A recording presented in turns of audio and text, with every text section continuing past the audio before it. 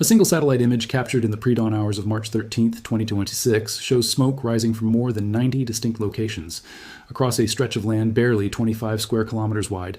That stretch of land is Karg Island on that morning, U.S. Central Command confirmed American aircraft had struck it, and President Trump declared on Truth Social that every military target on the island had been completely wiped out. But there's a detail. Most coverage glosses over the oil terminal. The actual reason Karg Island matters to the rest of the planet was left standing, untouched, spared on purpose. To understand why the U.S. hammered dozens of military sites on this small island while refusing to lay a finger on the one asset that actually generates Iran's wealth, you need to understand what Karg Island is and what's happened to it in stages. Over the past several months, Karg Island sits in the northern Persian Gulf about 30 kilometers off Iran's mainland coast. A small, scrubby, coral-based strip most people outside the oil industry had never heard of before this year. Yet, according to Britannica and multiple energy analysts, it handles roughly 90 of Iran's crude oil exports, 90%. Nearly the entirety of Iran's oil economy funnels through this single point. The island has served as Iran's main export hub since the 1960s, when supertankers began docking there for bulk loading instead of at Abadan. By the mid-2020s, industry reporting put its physical loading capacity at 10 supertankers simultaneously. This isn't a peripheral outpost. It's the single most important economic artery linking Iran to global energy markets. That's precisely why it has become one of the most contested pieces of geography in the current conflict. It's also not the first time Karg has come under fire. During the Iran-Iraq War in the 1980s, Iraqi forces struck the island repeatedly, temporarily disabling its terminal and forcing Iran to reroute shipping through smaller facilities at Lavan Island and Siri Island, according to Britannica's historical record. The same vulnerability that surfaced, then resurfaced in 2026. Only this time, it was the United States and Israel doing the targeting, not Iraq. Back to March 13, 2026, because the details matter. Per NBC News, reporting Trump announced the operation himself, posting that U.S. forces had struck Iran's crown jewel Karg Island and destroyed every military target on it. Those targets, according to Britannica's account, included underground storage for naval mines and missiles weapon systems Iran had reportedly used or was preparing to use to threaten the Strait of Hormuz energy intelligence. An independent research firm cited by NBC confirmed the terminal itself remained functionally intact after the strike. Trump acknowledged this directly, saying the oil infrastructure had been spared for now, but warned it could be hit later if circumstances shifted. That warning turned out to matter because circumstances kept shifting. The Council on Foreign Relations reported that on June 11th, amid an escalating campaign, Trump issued one of his sharpest threats yet about Karg Island, writing on Truth Social that at some point in the not-too-distant future, we will be taking Karg Island and other oil infrastructure points and assume total control of their oil and gas markets. That isn't vague political posturing.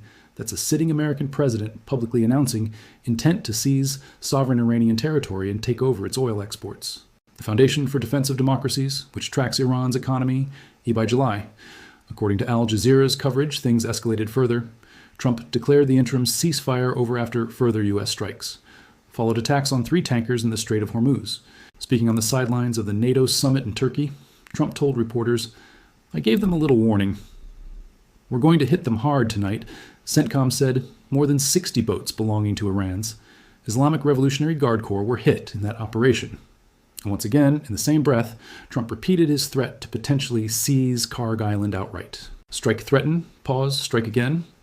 That rhythm defined the Karg Island story through the middle of 2026, Steinmetz roughly half of Iran's. Government revenue comes from oil and gas. If Karg's actual export infrastructure, not just the surrounding military sites, were destroyed, it would be a catastrophic blow to Iran's state finances, not merely a tactical setback. Retired 4-star. General Jack Keane, speaking to Fox News as a senior strategic analyst, laid out the American calculus bluntly. We can take Karg Island at a time of our choosing, and we choose not to take that. Now, he said, on Sunday Morning Futures.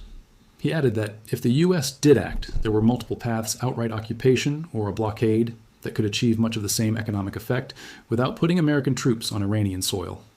That second option is exactly what followed. NPR reported that in mid-July, the U.S. reinstated a military blockade on ships entering and leaving Iranian ports. In the same window, CENTCOM confirmed it had struck and disabled an unladen oil tanker, transiting international waters toward Karg Island, not inside Iranian territorial waters, simply heading that direction.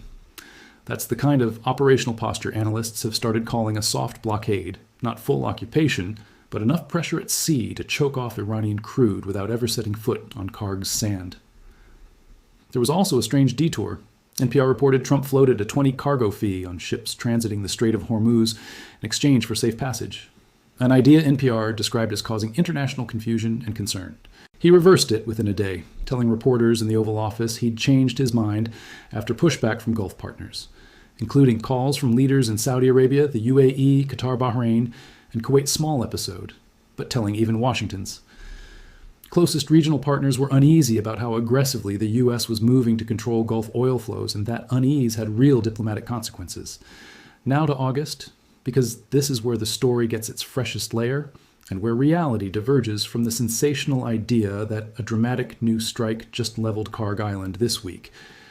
It didn't. Eurasia Business News reported on August 7th that Iran's oil exports had declined sharply through the month due to the U.S. naval blockade, with satellite imagery showing loading terminals at Karg sitting empty and a growing backlog of tankers offshore. Crucially, the report was explicit that this wasn't fresh physical damage.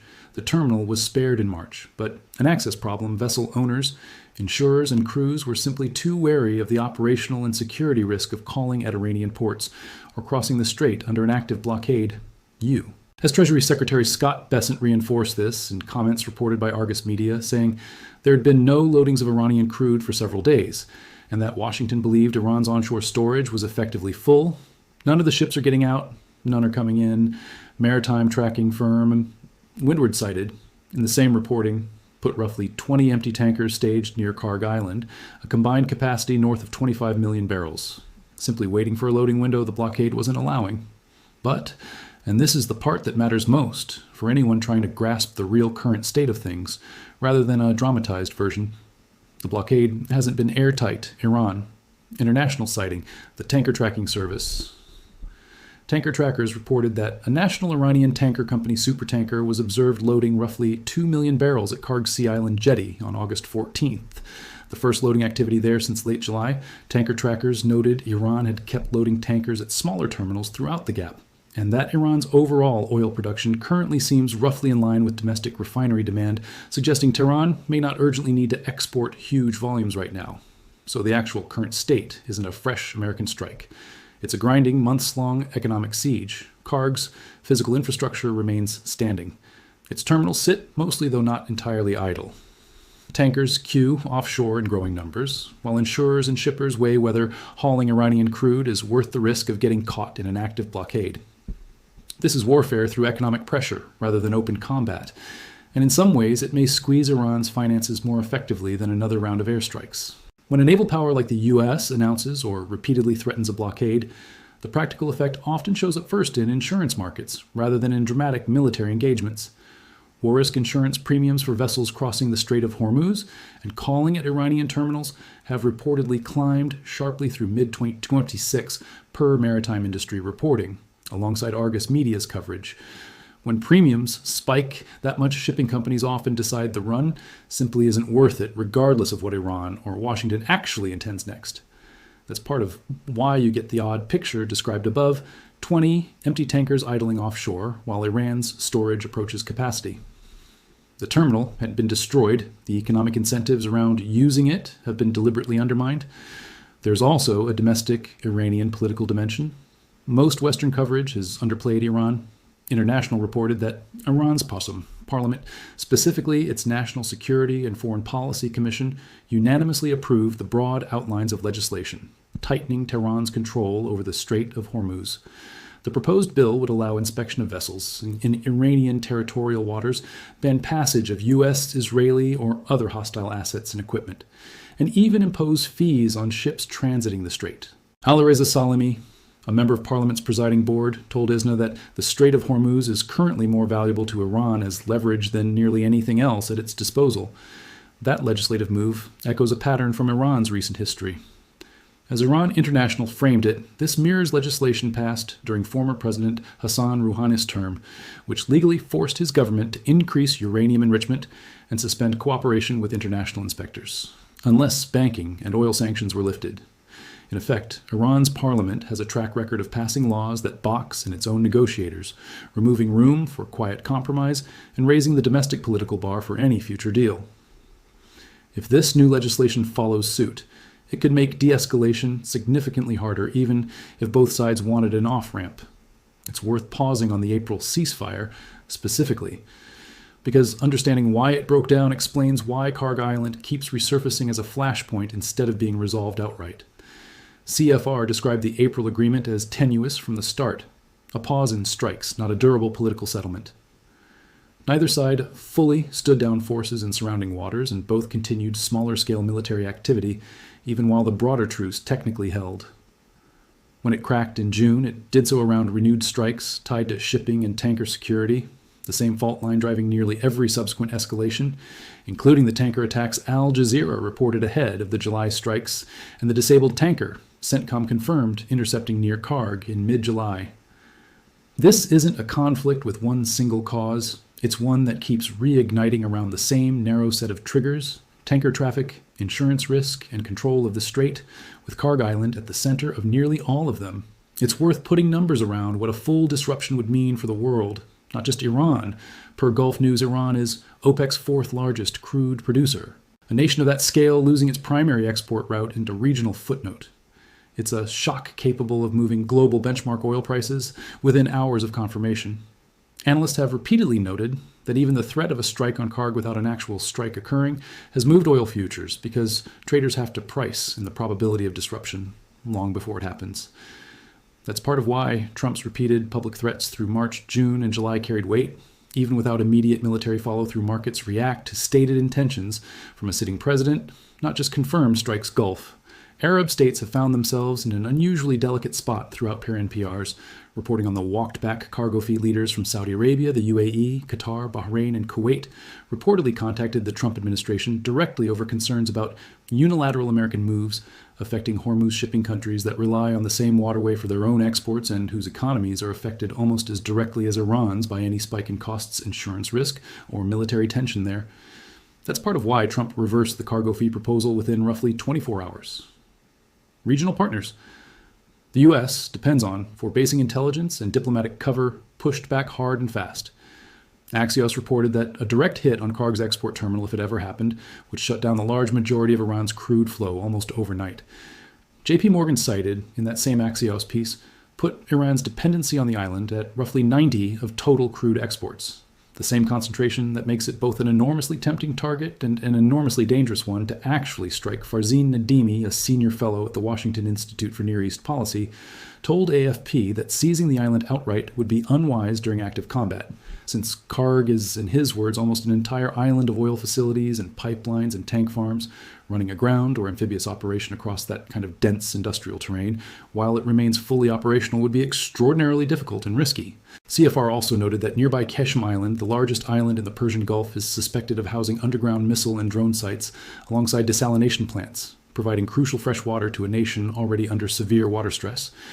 Other nearby islands, Abu Musa and the Greater and Lesser Tums, sit at the mouth of the strait and are claimed by both Iran and the UAE, adding another layer of territorial complexity. It's worth noting who has pushed hardest for the most extreme option. Former Israeli Prime Minister Yair Lapid has openly backed striking Karg's oil and energy infrastructure, directly saying Israel must destroy all of Iran's oil fields and energy industry on Karg Island, arguing that's what would cripple Iran's economy and topple the regime. That represents one end of the spectrum, the view that only a direct economy-crushing strike on Iran's oil wealth will generate enough regime-level pressure. On the other end sits the more cautious blockade first approach the Trump administration has actually pursued in practice. General Keene's Fox News comments only scratch the surface of how complicated an American occupation of Karg would actually be. As Nadimi told AFP, the island is functionally covered, edge to edge with pipelines, tank farms, loading jetties, and processing infrastructure. The national Iranian oil company alone reportedly produces around 500,000 barrels of crude per day from facilities there alongside separate petrochemical operations on the same small landmass. Putting ground forces onto that kind of dense industrial terrain would mean operating in close proximity to highly flammable infrastructure, all while remaining within range of Iranian coastal defenses drones and missile systems on the mainland and nearby islands like Khamenei.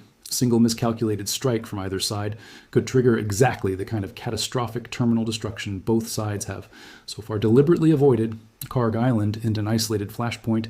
It's one piece of a much larger 2026 Iran conflict, that has included strikes on nuclear-linked sites, air defense networks, IRGC naval assets, and increasingly economic infrastructure. PBS NewsHour's framing of what the war has revealed and what remains unknown captures something important about where things stand for every confirmed strike or blockade action.